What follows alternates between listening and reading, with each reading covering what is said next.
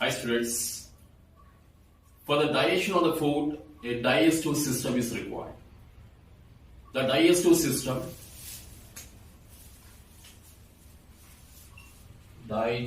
system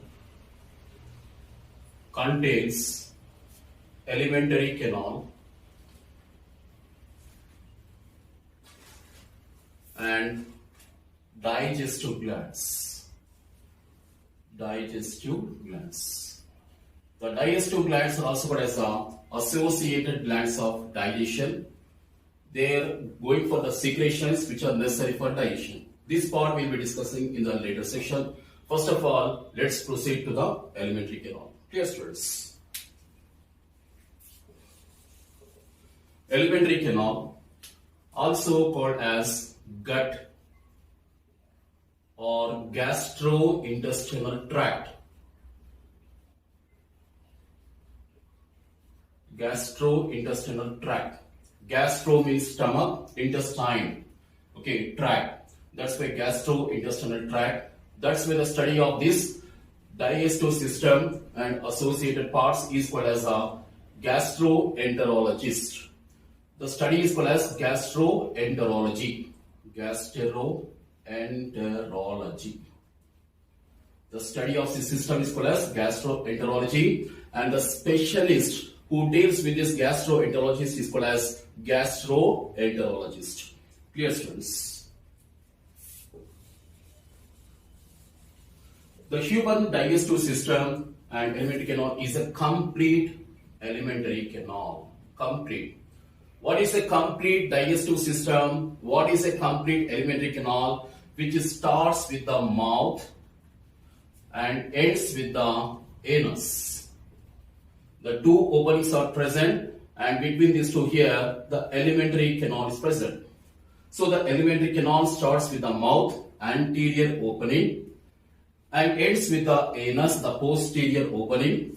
Such a alimentary canal is called as the complete alimentary canal. During the course of animal evolution, nematoda, in phylum Nematoda, anus appeared for the first time.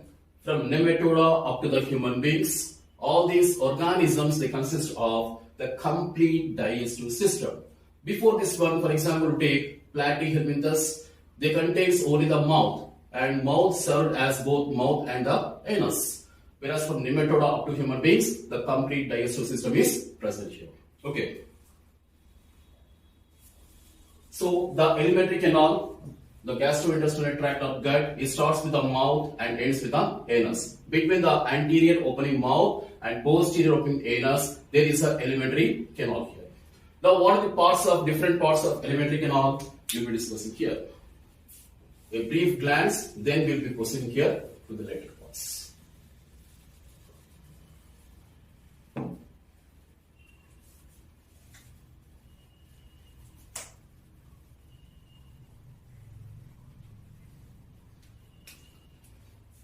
So, anterior opening called as mouth. The first part of alimentary canal is called as buccal cavity. Buccal cavity or oral cavity, which is also called as oral cavity or mouth cavity. The mouth leads into the mouth cavity or oral cavity or buccal cavity. So the first part of alimentary canal is a buccal cavity. Buccal cavity then proceeds the pharynx to the esophagus, to the stomach, small intestine, and large intestine. And here ends with the anus. So between the mouth and the anus, here is a parts of the alimentary. Here, this is the alimentary canal. Buccal cavity to the pharynx, to the esophagus, stomach, small intestine, large intestine. And here, posterior put as anus here. So two openings, anterior opening mouth, posterior opening anus here. So first of all, let's discuss what's here, the components of buccal cavity, how the buccal cavity is present in the human beings, all these things we will be discussing here. Clear, students, all of you?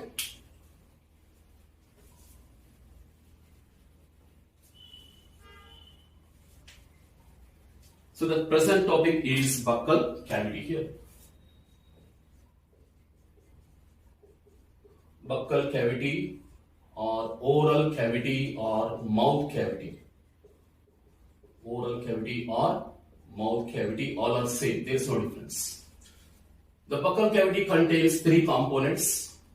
One is the palate, number two tongue, and number three teeth. See here, the mouth contains two lips are present, upper lip and lower lip called as labia. The mouth is bounded by two lips, upper lip and lower lip. These upper and lower lips are called as labia. Upper and lower lips are called as labia. Mouth is bounded by two lips. And the mouth leads into the mouth cavity, oral or buccal cavity. See here, between the lower lip, you see all of this diagram. This is a lower lip. This is an indication of lower lip. And these are the teeth. All these green structures here called as teeth. This is a representation of lower lip here. Between the lower lip and the teeth, there is a structure here. Small gap is present here. Can you see all of it? Blue lines are drawn here, isn't it? So this is the representation of a structure called as vestibule. So what is a vestibule? Vestibule is a structure. Vestibule is a structure present between the lower lip and the teeth. The small gap is present. That's called as a vestibule. So this leads into the actual cavity, the actual space. And that's called as here mouth cavity, oral cavity or buccal cavity, and which contains three components. One is called as a palate, tongue and the teeth.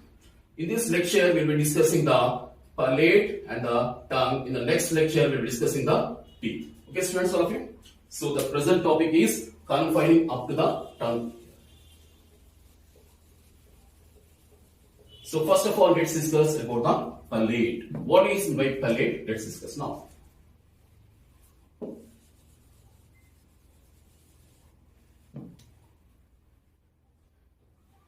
Palate is a roof. It is formed in the roof of the oral cavity here.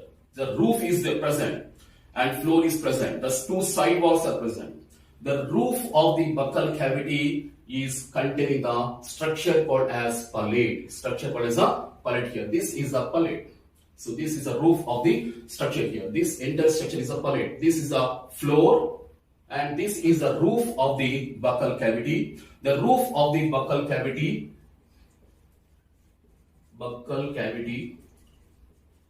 is palate, and palate is of two types. One is a hard palate, other is a soft palate. So hard palate and soft palate. Now hard palate, what is hard palate? Let's discuss now. Hard palate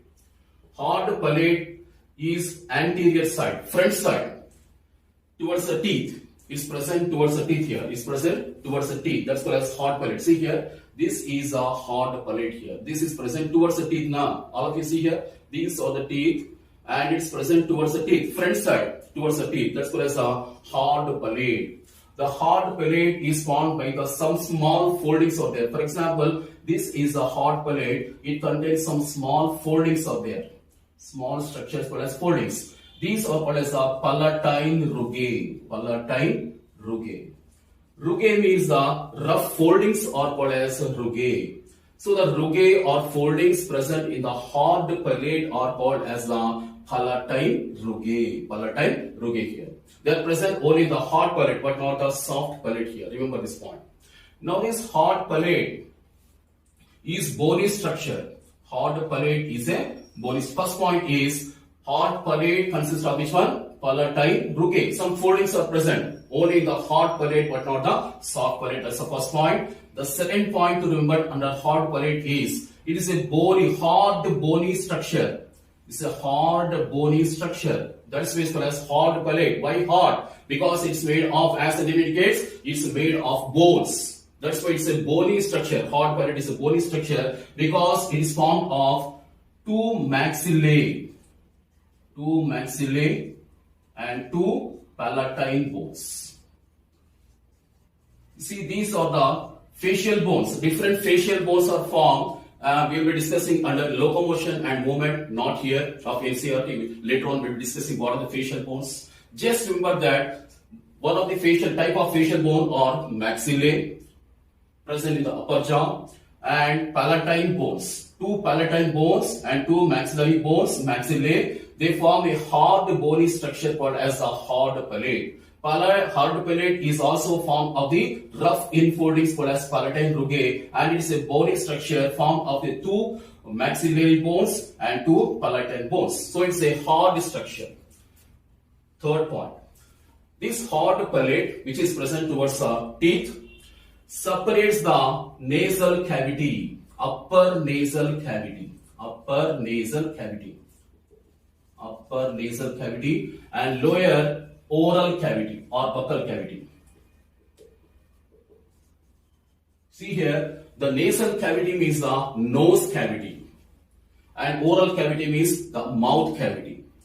The nasal cavity, upper one, and the mouth cavity, oral cavity, lower one, are separated by the hard palate. Getting your point? So what is an advantage of hard palate now in general? It facilitates the palate presence, facilitates so that we are breathing simultaneously oxygen and giving out carbon dioxide. At the same time, we are taking the food also. Is it that we are taking the food, come on baby, oxygen, you stop? Are you saying like this?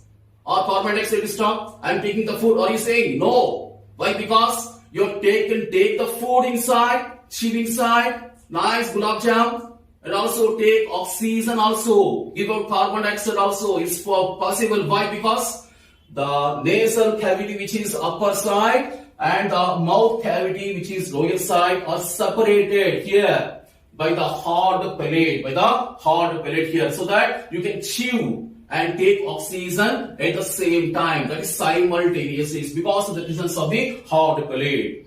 Clear, students, all of you? So it's a hard bony structure. So what are the 3 points? Formed of palatine rugae, bony structure, two maxillae, two palatine bones, and nasal cavity, upper one, oral cavity, lower ones are separated by the hard palate here. These are the points to remember under hard palate here. Now next one is a soft palate. Let's discuss the soft palate.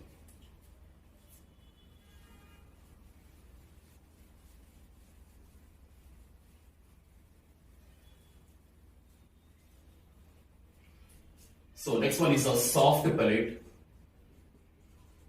Soft palate means, as the name indicates, it is soft. It is not bony structure. It's not a bony structure. And it is a muscular structure. Contains the mucous membrane, of course. And it separates, the soft palate separates the nasopharynx from the oropharynx. Nasopharynx from the oropharynx by the soft palate. This is a soft palate. For example, upper nasopharynx and lower oropharynx are separated, demarcated by the presence of the soft palate. And what is nasopharynx and oropharynx? The pharynx, to be discussed in the next class. The pharynx contains 3 parts: nasopharynx, oropharynx, and laryngopharynx. 3 parts of pharynx are present, to be discussed in detail next lecture, not now. Just remember that the pharynx contains 3 parts: upper nasopharynx, middle oropharynx, lower part of the pharynx is called as laryngopharynx. The nasopharynx is separated from oropharynx by the help of the soft palate here. This is the presence of soft palate. This structure separates the nasopharynx from the oropharynx. And it is not made of any bone. It is a muscular structure. It is a muscular partition. And this soft palate hangs down into pharynx as uvula. You see here, this is the uvula. Can you see, all of you? This is the uvula. This one structure here. This is the uvula. So this soft palate, this structure, this is a hard palate. This is the hard palate. This is the soft palate. Okay, this soft palate hangs down into pharynx. Hangs down into pharynx as a structure called as uvula. What is the structure here called as the uvula here? So uvula and soft palate, closes the nasopharynx. All of you listen carefully. Uvula and the soft palate closes the nasopharynx when we take the food. It is swallowed. Deglutition, medically called as deglutition, isn't it? So when we swallow the food, the nasopharynx is closed by the soft palate and also the uvula, so that the swallowed food is not entering the nasal cavity. Why the swallowed food is not entering the nasal cavity? Because both the soft palate and the uvula are closing the nasopharynx, so that nasal cavity is closed, so that food is not entering into the nasal cavity but only into the esophagus. That is a facility which is very, very important from NEET point of view. All of you getting your point? Yes. So this is about the soft palate here. So overall, what's the function? It is separates the upper nasal cavity from the lower oral cavity, and it also facilitates the swallowing by the soft palate. These are the functions of the palate. Next part of the buccal cavity is the tongue. Okay, let's discuss about the tongue now.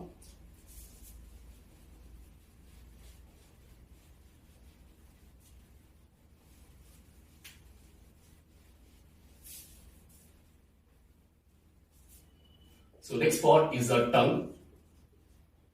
Anything tongue means lingual. So what are the functions of tongue? We can speak, we can taste the food, isn't it? And also aids in the swallowing of the food. Mucus is secreted and it helps in the swallowing of the food by the help of tongue, isn't it? It also acts as a universal toothbrush. So it's also a sense organ. It's a freely movable sense organ.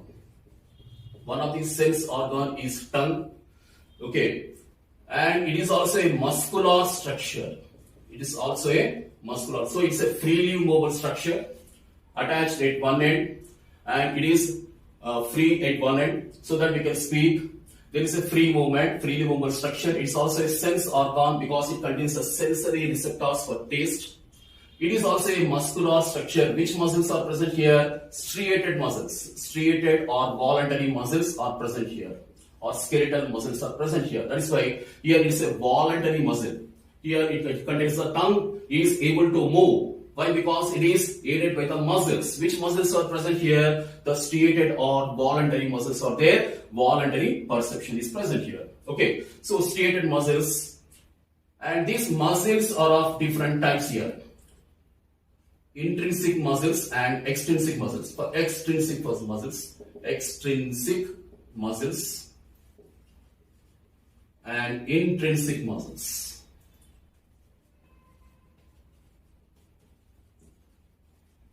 Extrinsic muscles and intrinsic muscles. Extrinsic muscles are present of both the types of these striated muscles only, but here the striated muscles are of two different types, students. What are these? One is the extrinsic muscles, or the other is the intrinsic muscles. Extrinsic muscles are present outside the tongue, but they are helpful for the movement of the tongue.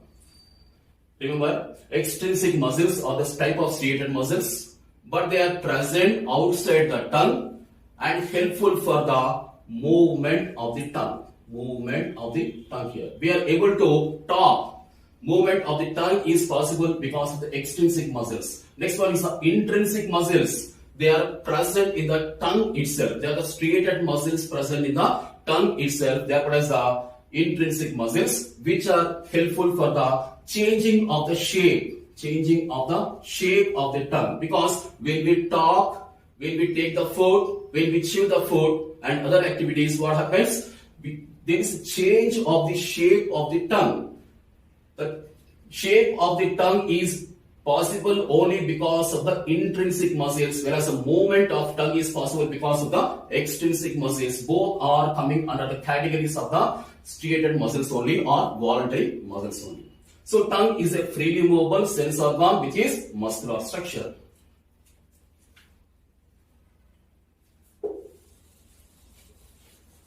And I told you that it is attached at one end. The tongue is attached at the base of the oral cavity here. See that? So tongue is free at one end and tongue is attached at other end here to the base of the oral cavity by a fold of here tissue that's called as frenulum. Frenulum. So what is frenulum? The mass of here tissue by which the tongue is attached to the base of the oral cavity is called as a frenulum. Is called as a frenulum here. Okay, students. Next one, I told you that the tongue is responsible for taste detection. Why? Because the tongue contains the papillae. Very important point from here onwards.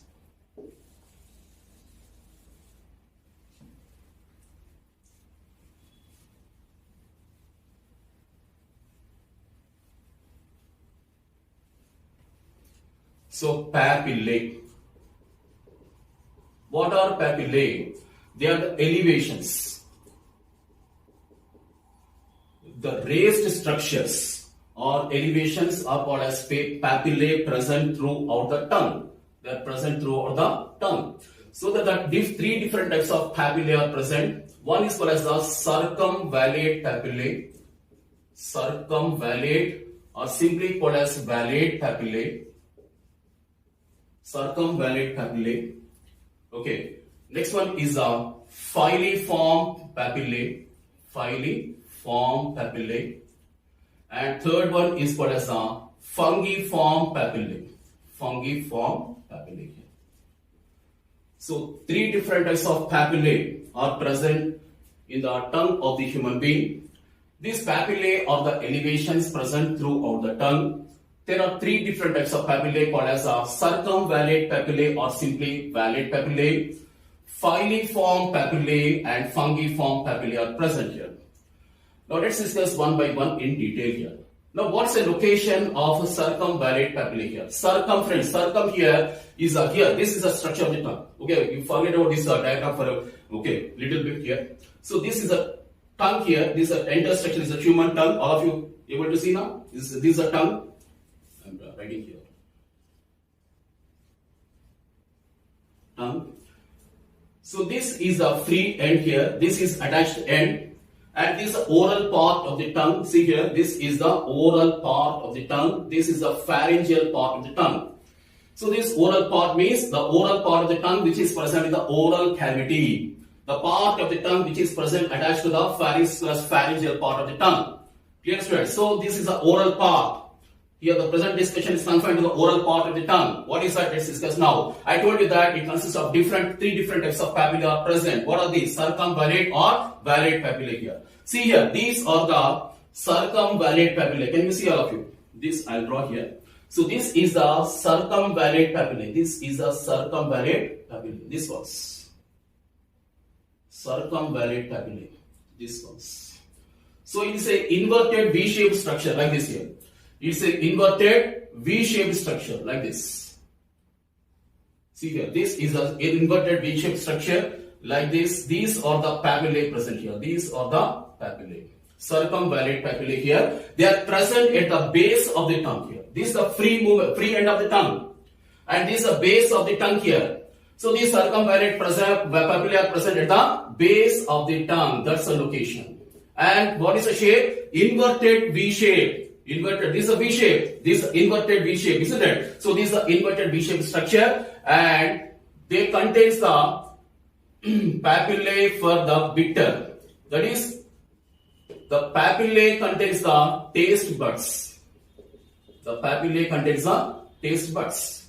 Most of the papillae contains the taste buds. A few papillae may not contain the taste buds, which we will be discussing here. So the papillae are the elevations, raised structures which contains the taste buds. The circumvallate papillae contains the taste buds. Which way taste buds are responsible for the detection of the bitter taste. Bitter taste. Karela, for example. Okay. Neem. Bitter to taste, isn't it? Why there is a perception, taste perception? Is because of the circumvallate papillae. Circumvallate papillae here. They are present at the base of the tongue and they are inverted V-shaped structures here. And these are the largest papillae. Largest papillae. Because I told you three different types of papillae. Which are the largest papillae in size? I'm saying here the in size, the largest papillae are the circumvallate papillae present at the base and they contains the taste receptors which are responsible for bitter tasting here. Next one is the filiform papillae. The filiform papillae are present. See here, this is a filiform. See, I am drawing here. This is a tongue, for example. They are present here like this. Throughout total surface of the tongue here. Here, black color representations. Here, black color. The black color representations are here called as the filiform papillae. And these are present throughout the surface of the tongue. They are spread throughout the surface. Hence, they are most numerous. In number, they are the highly most numerous of the three are the filiform papillae and least in size. In size, these are the least. In size, which is the largest one? Circumvallate papillae is the largest one, and which is the least sized one? That is a filiform papillae, and they are also the numerous ones in number, but least in size, and they are present throughout the surface. They do not have the taste buds. Taste buds absent. Very important. Repeat these ones. Okay, filiform papillae do not have the taste buds. Taste buds are absent, and they contains the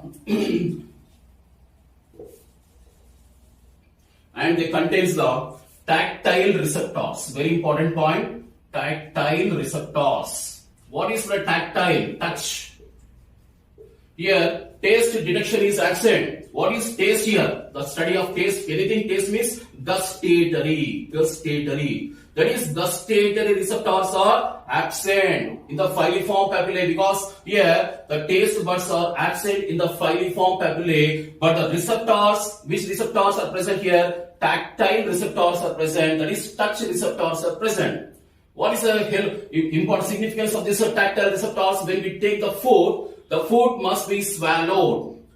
And that's possible because of the tactile receptors of the filiform papillae. Once we take the food, that should be swallowed. So when we when we take the food, the tongue is in contact with the food. The tongue is in contact with the food because of the friction. Because of the friction produced by the tactile receptors. There is a friction produced by the tactile receptors when there is a contact of the food with the tongue here. That's the importance of these tactile receptors, but there is no taste detection in the case of the filiform papillae. They are present throughout the surface, and they are most numerous, but they are least in size here. That's called as filiform papillae. And next one is the fungiform papillae. Let's discuss now the fungiform papillae.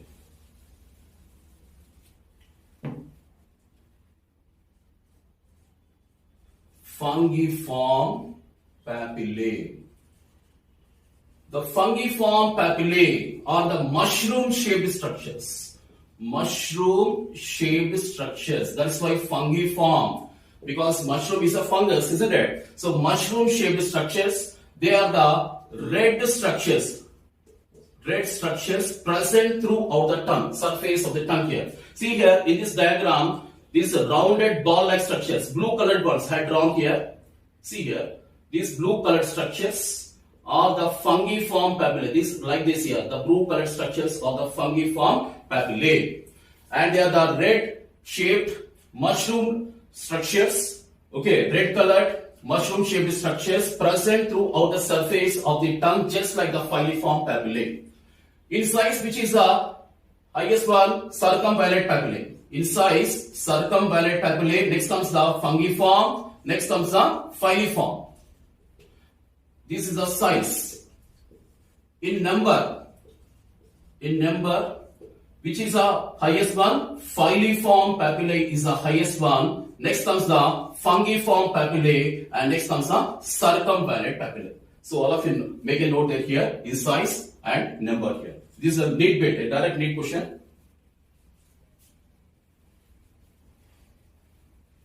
So these contains the taste buds. The taste buds are present here. Whereas in the filiform papillae, absent. In the circumvallate papillae, they contains the taste buds which are responsible for bitter tasting, isn't it? Next one is fungiform papillae, contains the taste buds here which are responsible for sweet taste, salty taste, and sour taste.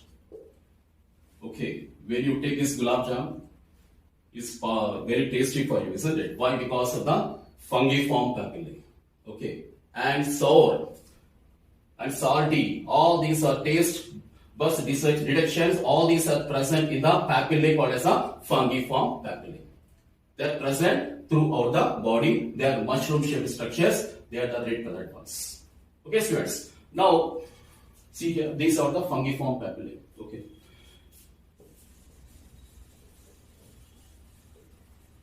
Now, for example, you take the tongue as a rough diagram. Here, this is the tip of the tongue. The tip of the tongue is responsible for sweet taste here. Sweet. The receptors concerned here are present. For tasting the sweet, the receptors are present in the tip of the tongue. So, sweet tasting tip. Tip of the tongue, number one. Number two is salty. They are present in the tip and margins of the tongue. Tip and margins of the tongue. Whereas sweet, tip of the tongue, and salty, tip and as well as the margins, the concerned taste buds are present in the margins as well. Next one is a bitter. Where are the circumvallate papillae present? Circumvallate papillae are present in the base of the tongue. That's why base of the tongue. Bitter to taste means base of the tongue. Next one is sour taste. They are present in the sides of the base. Sides of the base. That's it. So these are completion of the tongue. In the next class, we'll be discussing the teeth. The study of teeth is called as odontology. In the next lecture, we'll be proceeding to the structure of the teeth and the functions and other aspects of the teeth here. Hope you enjoyed my session. All of you, type in the comment box below. All of you. Bye students, all of you.